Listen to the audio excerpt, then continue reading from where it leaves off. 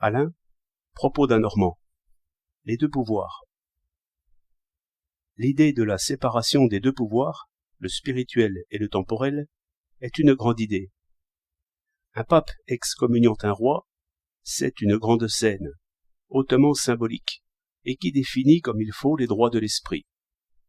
Mais, tout en conservant cette noble idée, il faut savoir aussi se rendre compte de la décadence prompte et irrémédiable de l'Église.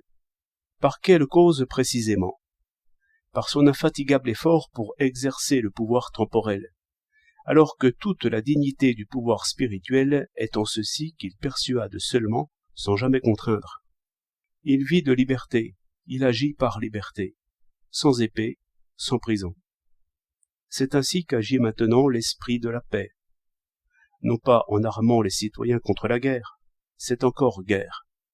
Non pas même en prêchant contre l'obéissance, car c'est toujours temporel contre temporel, mais en dévoilant les passions guerrières, les intérêts secrets, les intrigues et les mensonges de la haute politique.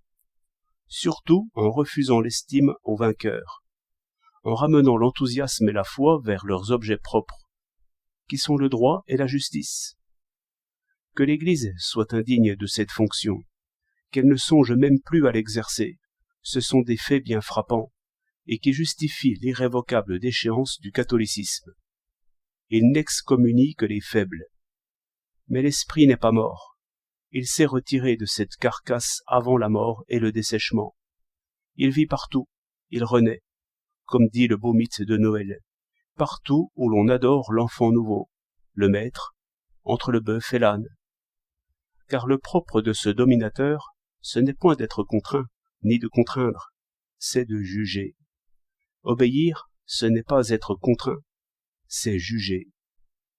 Croire que l'obéissance tue la liberté, c'est la première confusion des deux pouvoirs, et la première faute. Nous allons à une époque d'obéissance libre. On dit communément qu'il n'y a plus de foi, ni de respect, ni d'adoration.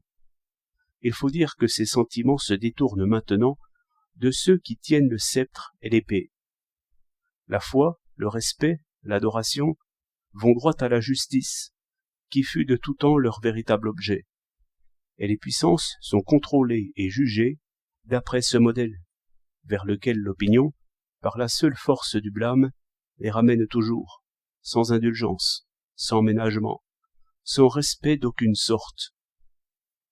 Un instinct sûr nous conduit là, et c'est déjà plus qu'un instinct. La doctrine est entrevue. Les patrons gémissent parce qu'ils ne sont plus aimés, mais ils ne doivent point l'être. Aucun pouvoir temporel ne doit être aimé. Toute force est mise en accusation, continuellement, infatigablement, et cela est bien. Si tu veux être aimé, pose les armes. Un chef ne doit être ni adoré ni respecté. Il faut le juger, continuellement le juger. Voilà le devoir de résistance et la seule justification de l'obéissance. Dans le danger public, on nous demande de croire, d'approuver, d'adorer. Mais qu'est-ce que ce serait donc qu'une patrie sans liberté, sans droit, sans justice? Pour la défendre, faut-il d'abord la tuer? Et pensez-vous que, notre dignité morte, il nous resterait encore un peu de vrai courage? Non, mais une folle colère, tout au plus. Ce n'est plus l'homme que promettait l'enfant Dieu, c'est le bœuf ou l'âne. 5 janvier 1913.